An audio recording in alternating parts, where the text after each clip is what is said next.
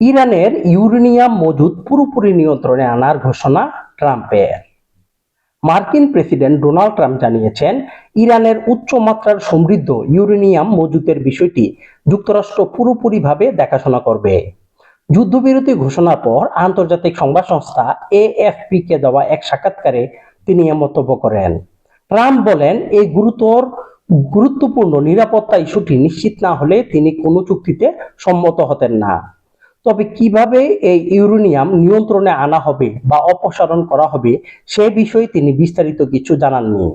বিশ্লেষকরা বলছেন, ইরানের সমৃদ্ধ ইউরেনিয়াম দীর্ঘদিন ধরেই বৈশ্বিক নিরাপত্তার জন্য বড় উদ্বেগের কারণ এটি পারমাণবিক অস্ত্র তৈরির প্রধান উপাদান হিসেবে ব্যবহৃত হতে পারে।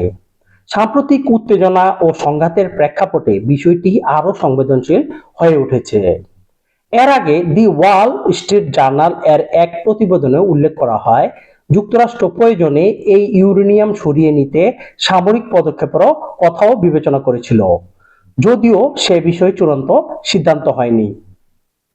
এবার সৌদি আরবে ব্যবসা ও বিনিয়োগ করতে আগ্রহী প্রবাসী ভাইদের জন্য রয়েছে গুরুত্বপূর্ণ ঘোষণা।